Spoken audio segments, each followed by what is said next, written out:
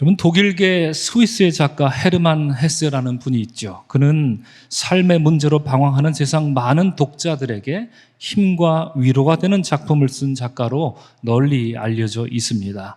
그의 작품으로는 참 많이 있는데요. 대표적으로 데미안 있습니다. 크눌프, 그 다음에 유리알 유히, 나르치스와 골드문트, 그리고 수레바퀴 아래서와 같은 아주 많은 작품들이 있는데요. 이런 작품들은 단순한 창작으로 이렇게 이루어진 것이 아니라 작가 헤르만 헤세의 그 삶과 경험으로부터 우러나온 작품인 것으로 더 유명합니다. 헤르만 헤세는 14살 때 당대 최고의 신학교에 입학하면서 주변의 관심과 기대를 한몸에 받았던 아주 명석하고 뛰어난 학생이었습니다. 하지만 신학교에 입학한 이후로 헤세는 잘 적응하지 못했고요. 그래서 신경쇠약증에 걸리기도 하고 어떤 여학생을 짝사랑했다가 퇴짜를 맞아서 자살을 시도할 정도로 정신적으로 매우 불안한 그런 학창시절을 보냈습니다. 그래서 신학교를 끝까지 다니지 못하고 중간에 중퇴를 했고요. 그래서 시계 부품 공장에 취직해서 일을 하기도 했고요. 서점 점원으로 일하면서 본격적으로 책을 읽은 것으로 유명합니다. 하지만 헤세는 이런 삶의 경험을 바탕으로 이후 왕성한 저술 활동을 시작해서 드디어 1946년에 노벨 문학상을 받고 세계 문학 거장으로 우뚝 선 인물입니다. 헤르만 헤세의 작품을 사람들은 보통 부르기를 성장소설 이렇게 부릅니다. 이 책을 읽으면 사람들이 성장할 수 있다. 이 책의 내용들은 사람이 성장하는 내용을 담고 있다. 그래서 성장소설이라 부르곤 하는데요. 그의 소설에 나오는 주인공들을 보면 저마다 여러 삶의 문제와 고통으로 어려움을 겪지만 끝내 잘 이겨내고요. 결국 주인공은 어둠의 터널을 빠져나와서 이전보다 훨씬 나은 인간으로 성장하고 성숙하는 그런 이야기로 가득 차 있습니다. 여러분, 지난 몇 주에 걸쳐서 우리는 아브라함과 이삭에 대해서 나누었고 이어서 하나님 언약 백성의 제3대 시조인 야곱에 대해서 나누고 있습니다. 야곱은 어떤 인물입니까? 야곱은 선조인 이삭과 아브라함에 비교했을 때 여러 이유로 훨씬 치열한 인생을 살았고요. 그 인생은 마치 롤러코스터를 탄 것 같은 긴박한 일들이 유독 많았습니다. 야곱은 무슨 숯을 썰어라도 1등이 되고 싶은 욕망의 사람이었기 때문입니다. 그런 삶은 누가 그에게 강제하거나 강요한 것이 아니라 자초한 일이었고요. 그래서 따지고 보면 그가 태어날 때부터 예견된 일이기도 했는데요. 그는 어머니 뱃속에서 태아로 있을 때부터 1등이 되고 싶었던 욕망의 사람이었던 것이지요. 이런 이유로 야곱은 그의 형을 어떻게 취급했습니까? 형 에서를 형으로 인정하지 않았습니다. 그래서 어머니 배에서 나올 때도 형의 발꿈치를 붙잡고 나왔지만 여러분, 그게 얼마나 비참한 일입니까? 누군가 발꿈치를 붙잡고 나왔다는 것은 내가 2등밖에 안 된다는 것을 스스로 만천하에 각인시키는 일 아니겠습니까? 이후로 야곱은 언제나 형 뒤에 서야 했고요. 형의 등에 가려진 그늘진 삶을 살아야 했고요. 그래서 야곱에게 있어서 형 에서의 어깨는 마치 넘을 수 없는 벽처럼 느껴졌고요. 그럴수록 야곱의 욕망은 더욱더 활활 불타오르기만 했던 것입니다.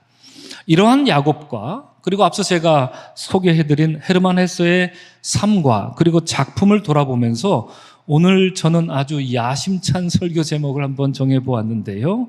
야곱, 헤르만 헤세의 길을 가다, 이렇게 정해보았습니다. 다소 생경한 설교 제목이긴 합니다만 여러분들과 야곱의 삶과 헤르만 헤세의 문학 작품을 통해서 은혜를 나누고자 하는데요.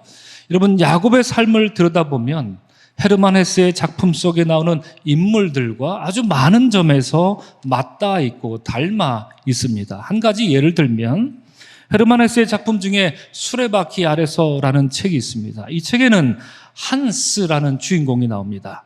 그는 어느 시골 마을에 아주 이름난 소문난 천재였습니다. 마치 헤르만 헤세의 어린 시절과 비슷합니다.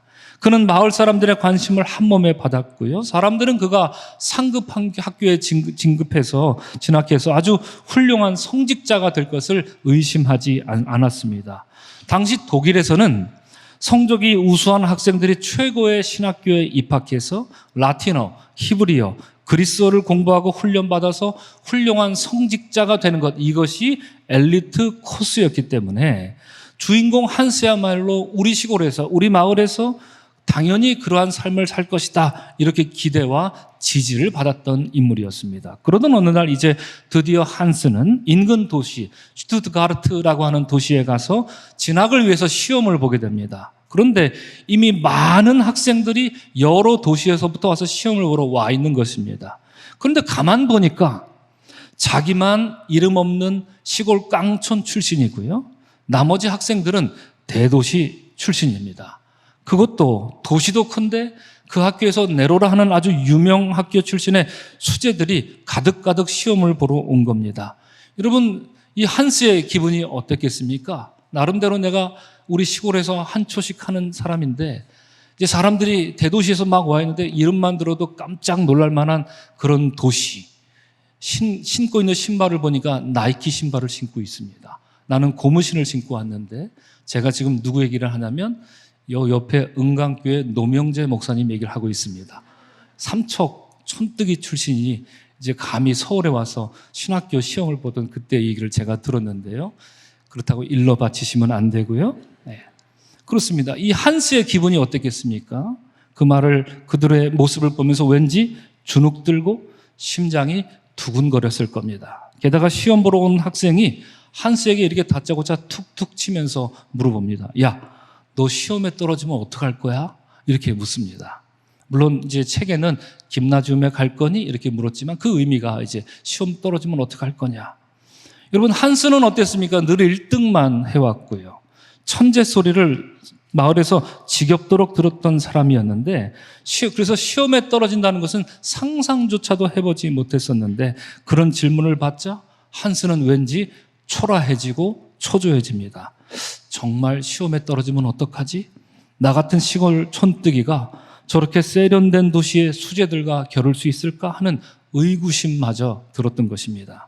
그래서 초조한 가운데 시험을 무사히 마쳤고요. 한스는 이 진학 시험에서 어떻게 됐을까요? 당당히 2등으로 합격합니다.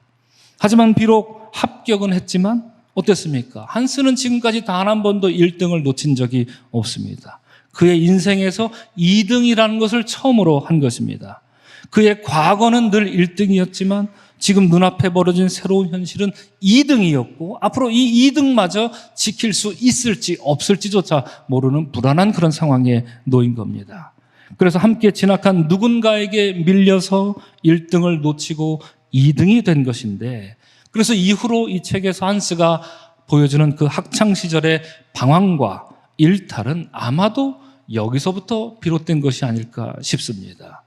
자, 이처럼 여러분, 1등이 아닌 것이 문제되었던 사람이 우리가 성경에서 읽었습니다. 만년 2등인 것이 죽는 것보다 싫었던 사람 있습니다. 바로 야곱입니다. 야곱이야말로 전형적인 2등의 인물입니다. 2등이라는 현실을 극복하기 위해 야곱이 택한 것은 무엇입니까? 속임수였습니다.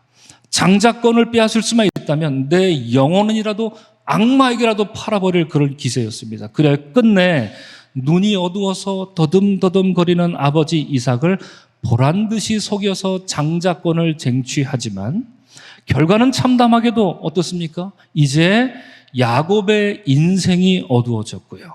그로 인해 야곱은 더듬거리는 인생을 살아야 했던 것입니다.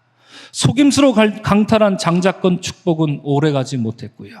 얻기는 얻었지만 얻었다 할 수 없이 그는 고향 땅 부엘셰바에서 쫓겨나 머나먼 낯선 땅 바단 아람으로 도망쳐 살아야 하는 신세가 된 것입니다.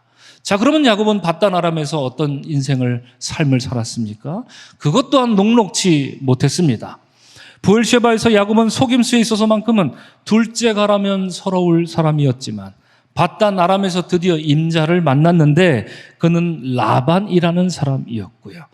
그러므로 부엘셰바에 속이는 자 야곱은 바단 아람에 속이는 자 라반과 대결 아닌 대결을 벌이지만 누구의 승리였습니까? 라반의 일방적인 승리였고 그로 인해 야곱은 20년 동안 라반의 집에서 종처럼 일해야 했습니다. 속이는 자 라반 앞에서 속이는 자 야곱은 그저 철없는 애송이에 불과했던 것입니다. 여러분, 독일의 또 다른 작가 토마스 만이 쓴 소설이 있습니다. 그는 이러한 야곱 이야기를 소설로 만들어 적었는데 그 소설에 보면 교묘한 속임수에 진력이 난 야곱이 라반에게 이렇게 말하는 장면이 나옵니다. 라반, 당신은 참으로 지독한 사람입니다. 나한테 어떤 짓을 했는지 알지도 못할 뿐더러 그걸 유감스러워하지도 않는 게 분명합니다. 돌덩이처럼 차가운데 어떻게 그런 생각을 할 수 있겠습니까? 이렇게 야곱이 라반에게 말하는 장면이 있습니다. 토마스 만은 라반을 돌덩이처럼 차가운 존재 이렇게 부릅니다. 야곱에게 라반은 정말이지 그랬던 것이지요. 야곱이 라반에게 느낀 그 차가움은 이처럼 무더운 여름날 시원한 얼음이 등에 넣는다든지 그랬을 때 주는 어떤 그런 시원한 청량감 같은 게 아니라, 그런 차가움이 아니라 마치 개구리나 뱀 같은 파충류를 만졌을 때 느끼는 차가움, 싸늘함, 어딘가 모르게 축축하고 찝찝한 차가움, 그래서 등골을 오싹하게 만들어서 만진 손을 얼른 떼버리고 싶은 서늘한 차가움, 그것이 야곱이 라반에게 느낀 감정이었던 것입니다. 이처럼 야곱은 라반에게 괭통당하면서도 슬픔과 서러움으로 점철된 20년을 묵묵히 버팁니다. 정말이지 야곱은 위대합니다. 20년을 버티고 또 버팁니다. 그것을 우리는 인내라고 말할 수 있습니다. 그래서 야곱의 삶을 한번 생각해 봅니다. 어느 해가 뉘엿뉘엿질 때 밧단 아람의 어느 들판에 앉아서 야곱은 고향에 계신 부모님 그리고 형 생각을 하면서 얼마나 자주, 얼마나 많이 슬피 울었을까, 이런 생각을 한번 상상을 한번 해봅니다. 그러면 저절로 헤르만 헤세가 쓴 마을의 저녁이라는 시가 떠오릅니다. 그 시가 이렇습니다. 목동이 양과 함께 호젓한 골목에 들어서자 잠에 취한 집들은 벌써 어둠에 졸고 있네. 나는 이 마을 유일한 낯선 나그네. 내 슬픈 가슴으로 그리움의 술잔을 남김없이 마시리. 가는 길 곳곳마다 화덕불은 타오르는데 고향이 무엇이며 조국은 다 무엇인지 나만 홀로 무심했었네. 이렇게 헤세가 쓴 시입니다. 이 시가 말하는 것처럼 야곱은 밧단 아람에 사는 유일한 나그네가 맞습니다. 그리고 밥 짓는 연기가 저녁마다 피어날 때 고향에서 어머니 리브가가 차려주셨던 그 밥상이 그리웠을 것이고요. 그리고 연로한 아버지 이삭과 자기가 실수로 속임수, 뒤통수를 치고 나온 형 에서에 대한 미안한 마음이 사무쳐서 아마 그렇게 언덕에 올라서 울었던, 슬픈 마음으로 가슴을 쳤던, 통곡했던 시간이 많았을 것입니다.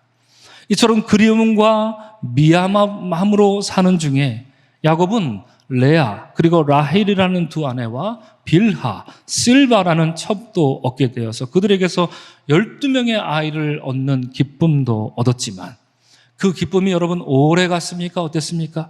오래 가지 못했습니다.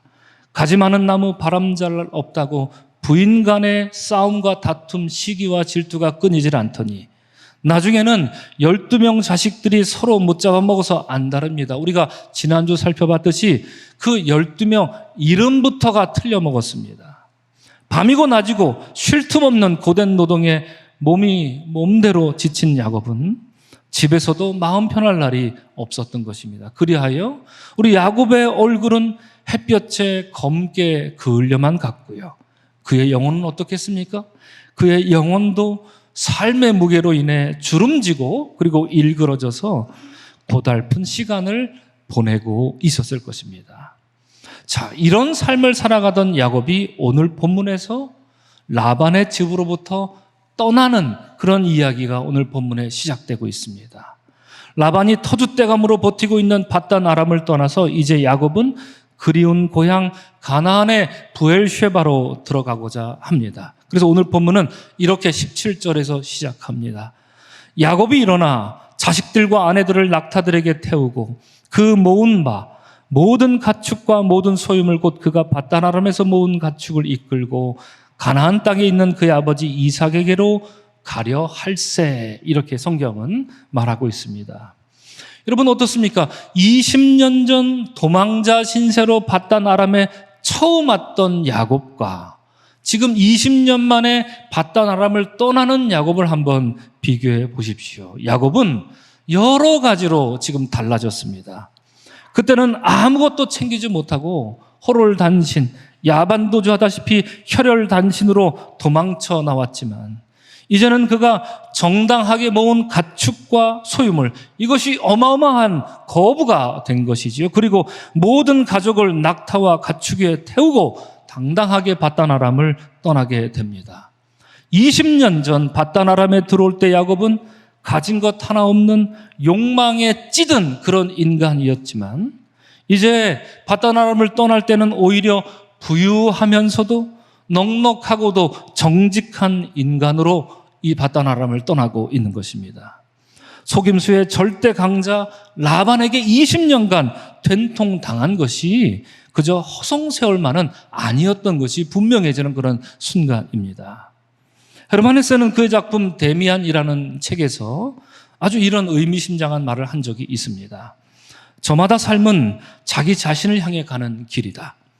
어떤 이들은 완전한 인간이 되지 못하고 개구리나 도마뱀이나 개미인 상태로 멈춘다. 여기서 개미라고 말한 것은 제 아무리 바쁘게 일하고 제 아무리 자기 삶에 성실히 일해도 인간으로 보면 그저 개미에 불과하다라는 그런 의미로 헤르만 헤세가 썼을 것인데요. 또 어떤 이들은 상체는 인간인데 하체는 물고기인 채로 살아간다 이렇게 말했습니다.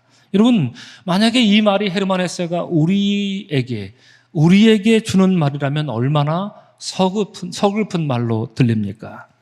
평생 신앙생활을 하는데 겉모습으로는 신앙의 형식을 다 갖추어서 하나님을 잘 섬기는 것 같지만 속은 여전히 개구리나 도마뱀 혹은 개미 같은 존재에 머물러 있어서 그리스도의 성품을 담지 못하고 하나님 뜻에 복종하지 못한 채로 살아가고 있다면 이 얼마나 끔찍하고 불행한 일이겠습니까? 자, 그런데 놀라운 것은 여러분, 야곱은 완전히 인생이 달라졌습니다. 지난주 새벽에 나누었던 본문 창세기 31장 38절에서 40절 말씀에 보면 야곱이 달라진 것은 정직함 이것 하나만이 아니었습니다. 그의 달라진 모습을 요약하면 4가지가 있었습니다. 전문성, 정직성, 책임성, 성실성 이렇게 4가지입니다. 이것은 20년 전 야곱에게는 기대할 수 없는 모습이었습니다. 야곱은 들에서 들로 양과 염소를 몰면서 가축을 다루는 최고의 전문가가 되었지요. 그리고 누가 보든지 안 보든지 정직하게 짐승을 돌봤습니다. 옛날 같았으면 그냥 훌떡 숨겨버리고 속여먹기 바빴을 텐데 그러지 않았다는 겁니다. 또한 사나운 짐승들에게 키우던 가축이 물려서 상처를 입거나 밤사이 도둑이 들어서 양들을 훔쳐가기라도 하면 억울하죠. 내가 잘못한 게 아닌데 억울하지 않습니까? 그렇지만 야곱은 그것을 라반 탓으로 하지 않고 누구 탓도 하지 않고 그저 말없이 자기 돈 들여서 짐승들을 벌충해 놓는 책임감을 보였다라고 하는 얘기입니다. 그리하여 불철주야, 주의계야, 낮의 더위와 밤의 추위를 이겨가면서 성실하게 20년을 살아온 위대한 인간, 바로 야곱이었던 것입니다. 20년 동안 야곱은 실로 이전과 비교할 수 없이 성숙하고 누가 보더라도 믿음직한 그런 인간이 되어 있었던 것 아니겠습니까?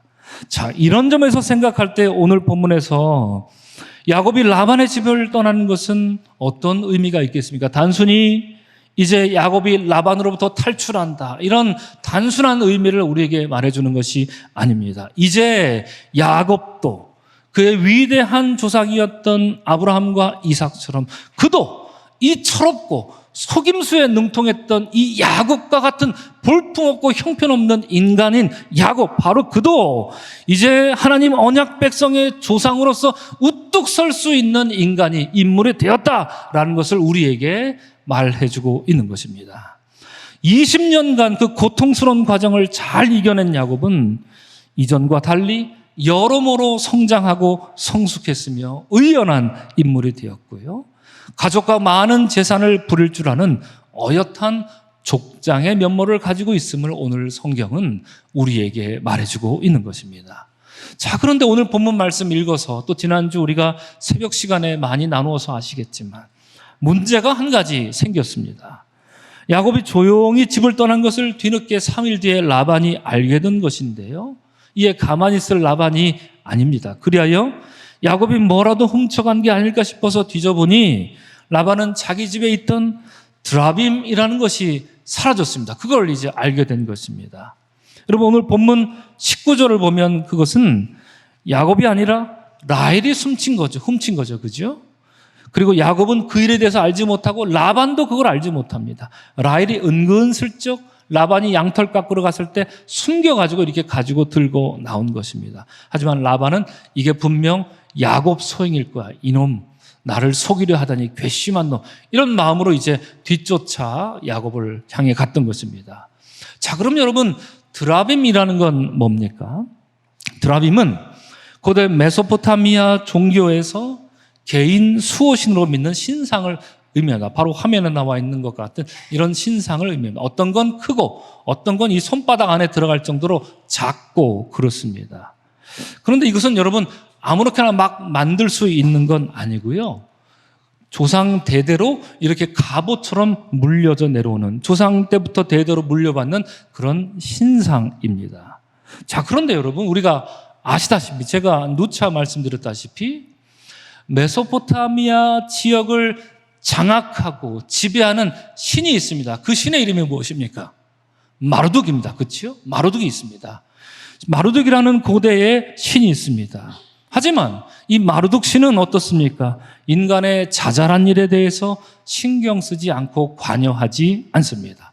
사실 이 마르둑 신은 여러분 인간을 귀찮아합니다.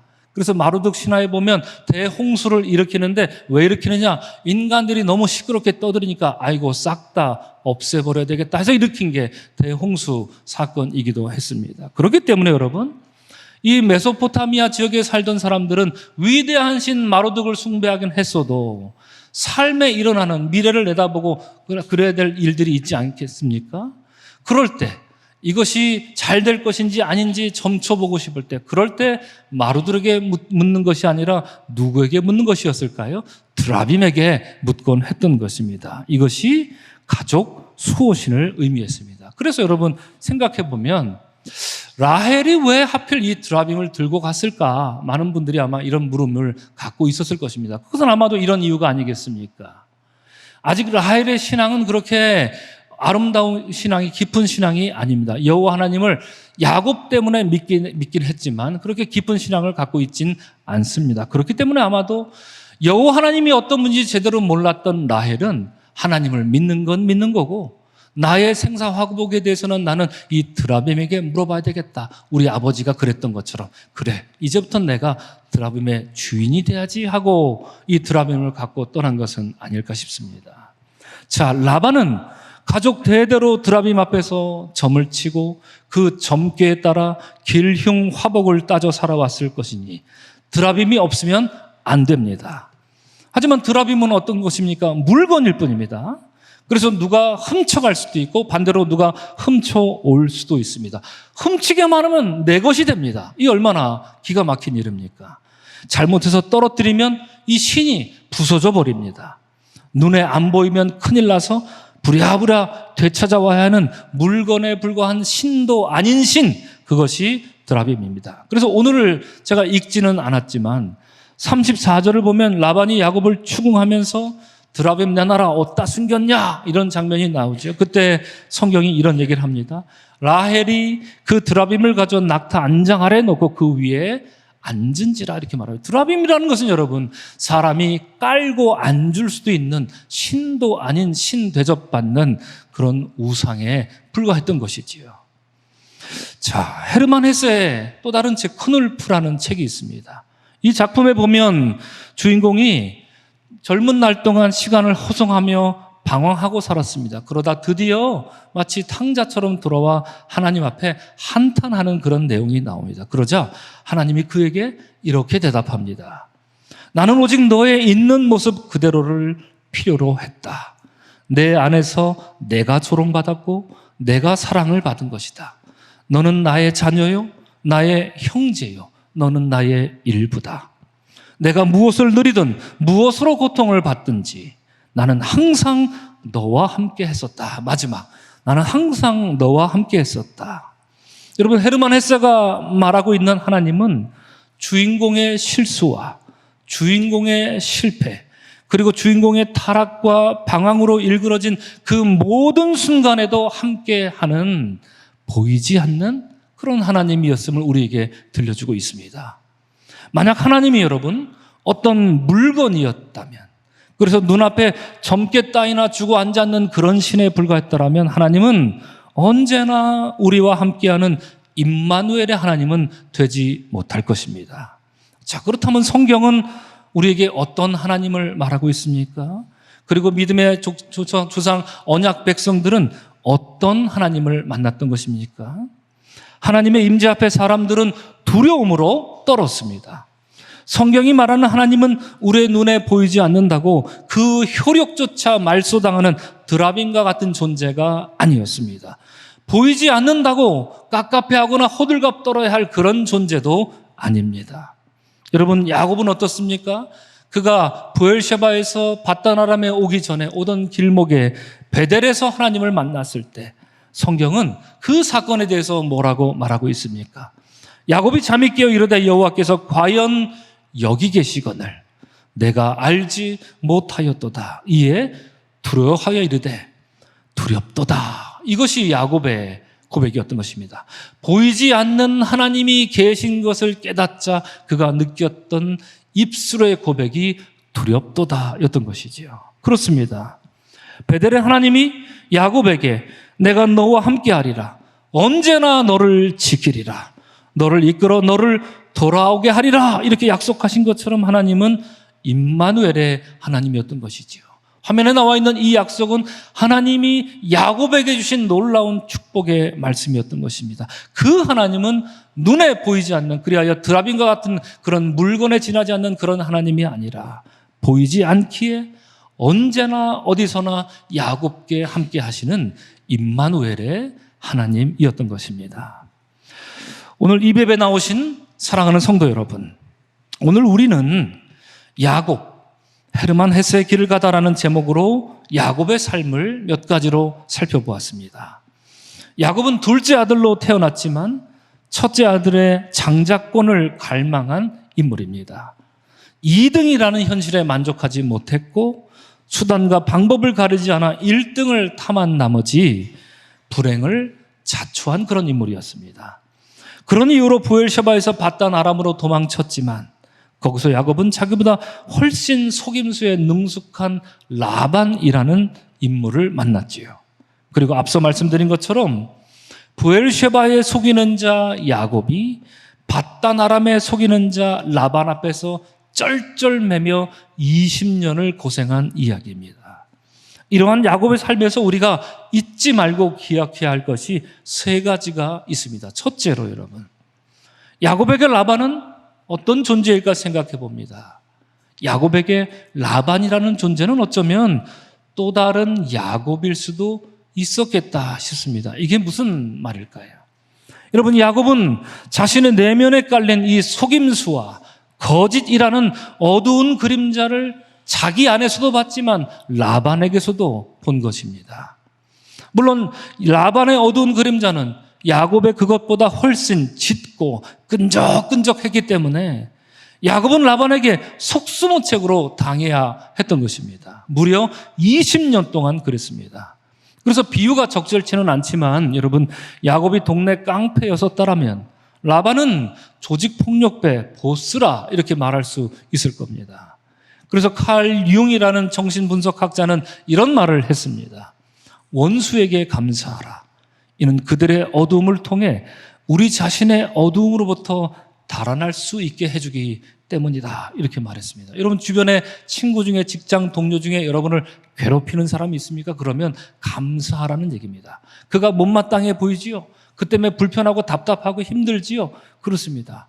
그가 내 안에 있는 어둠을 그의 모습으로 나에게 보여주고 있으니 그에게 감사해야 한다라고 이 심리학자가 쉽지는 않지만 이런 권면을 하고 있습니다. 또한 우리나라의 채운이라는 작가가 쓴 철학을 담은 그림이라는 책에 보면 이렇게 작가가 이야기합니다. 우리가 우리를 볼 수 있는 유일한 거울이 있습니다.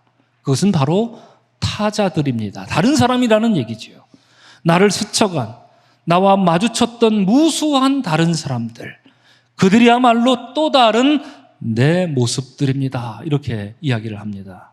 자, 여러분, 이런 점에서 야곱은 20년 동안 라반을 바라보면서 그의 얼굴 앞모습, 그의 뒷모습을 바라보면서 철저하게 자신의 모습을 바라봤을 것입니다. 그래야 앞서 우리가 살펴봤던 4가지 달라진 삶의 태도, 즉 전문성, 정직성, 책임성, 성실성을 고루 갖춘 이런 성숙한 인물이 되었던 것이죠. 그러지 않았으면 20년간 그냥 생고생하고 말 것 아니었겠습니까? 오직 타인에게서 자신의 모습을 보고 반성할 수 있는 자만이 이룰 수 있는 그 열매, 그 고귀한 열매, 전문성, 정직성, 책임성, 성실성, 이것을 이룰 수 있었던 것은 야곱이 라반에게서 자신의 모습을 바라보며 반추하는 시간이 많았던 까닭일 것입니다. 이로써 언약 백성 제3대 조상으로 독립할 자질을 완벽하게 갖추게 된 것입니다. 자, 두 번째로 여러분, 야곱과 라반 이야기가 어떻게 오늘 마치고 있습니까? 화해와 그리고 평화의 이야기로 이 이야기가 마감합니다. 오늘 본문 말씀으로 라반은 더 이상 성경에 나오지 않습니다. 오늘 나누었던 두 번째 본문인 창세기 51절부터 55절까지 보면 이것이 이야기의 결론인데요. 처음 만났을 때부터 갈등과 갈등의 연속이었던 야곱과 라반 이야기가 다행스럽게도 허무하게 끝나지 않고 오히려 극적인 화해를 이루면서 마감하고 있습니다. 물론 여러분, 우리가 지난 새벽 기도 시간에 제가 강조하면서 말씀드렸다시피 20년을 만났지만 라반은 별로 달라진 게 없습니다. 라반은 여전히 야곱을 붙잡으려 하고요. 라반은 여전히 야곱을 속여 먹으려 합니다. 라반은 여전히 자신의 잘못을 타인에게 교묘하게 전가하려 하고요. 야곱이 한 것을 내가 한 것처럼 또 이렇게 의수대면서 자신을 드러내기를 좋아합니다. 그것을 멈추지 않습니다. 이처럼 라반은 달라진 게 없지만 야곱은 이전과 완전히 달라졌습니다. 전과 같지 않습니다. 오히려 여전히 속이려 드는 라반을 야곱은 넉넉한 마음으로 이렇게 보아 넘겨줄 수 있는 그런 아량까지도 생긴 것 아니겠습니까? 그리하여 마침내 오늘 본문에 나왔던 것처럼 라반을 제사의 자리로 초대합니다. 그리고 그와 함께 떡을 나눕니다. 그리고 함께 밤을 보냈다고 하는데, 여러분, 이것이 무엇을 의미할까요? 제사를 드리고 함께 밥을 먹고 함께 잠을 자고, 이것은 성경이 말하고 있는 화해와 평화의 전형이라 할 수 있습니다. 그것을 야곱이 이룬 것입니다.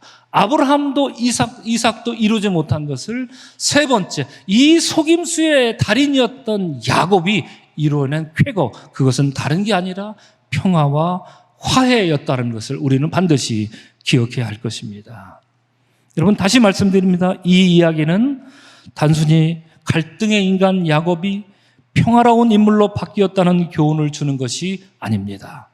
이 또한 야곱이 이제 어엿한 하나님 언약 백성 3대 조상으로 독립할 자질을 완벽하게 갖추었음을 우리에게 들려주고 있는 것입니다. 이제 마지막 세 번째, 여러분, 이것을 우리가 기억해야 합니다. 야곱은 베델에서 받은 하나님의 언약을 항상 기억하던 언약의 사람이었습니다. 우리가 이것을 여러분 반드시 기억해야 합니다. 앞서 우리가 살펴본 것처럼 야곱은 밧단 아람을 떠나고자 마음먹었습니다만, 여러분, 그것은 야곱이 스스로 결정한 일이 아니었습니다. 야곱의 단순한 자각 혹은 야곱의 단순한 깨달음이라든가 무슨 마음의 결단, 이런 것 때문에 야곱이 이제 떠나야 되겠다라고 마음먹은 것이 아닙니다. 그가 밧단 아람을 떠난 것은 여러분 오직 단 하나의 이유 근거가 있습니다. 나는 베델의 하나님이라, 지금 일어나 이곳을 떠나서 내 출생지로 돌아가라 말씀하신 하나님의 명령이 있었기 때문입니다. 여러분, 그리고 이 명령은 야곱이 언제 받은 명령이었습니까? 언제 어디서 받은 명령이었습니까?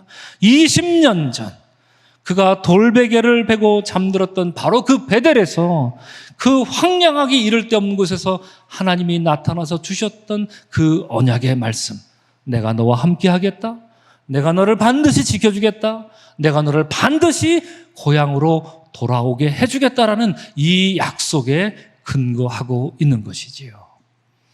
여러분, 야곱은 베델에서 받은 그 하나님의 언약을 늘 언제나 잊지 않고 기억하며 살았던 언약의 사람입니다.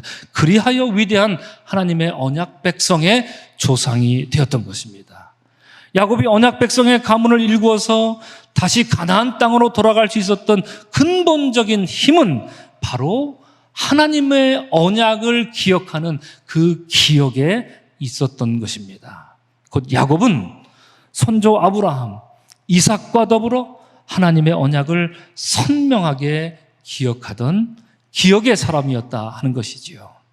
오늘 이 예배에 나오신 사랑하는 성도 여러분, 베델의 하나님이 야곱의 삶을 언약으로 이끌어 주신 것처럼 이제 우리 서강의 하나님, 여러분의 삶을 동일한 언약으로 이끌어 주실 것을 의심하지 마시고 마음으로 확고히 믿는 믿음의 삶을 사시기를 주 이름으로 간절히 축원합니다.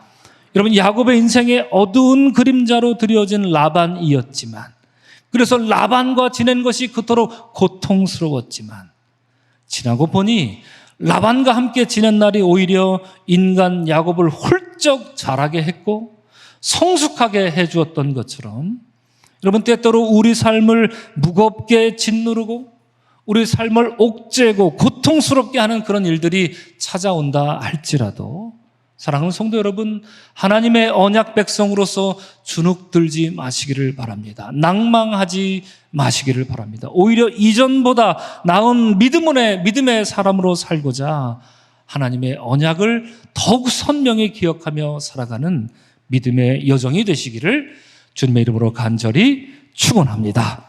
아멘.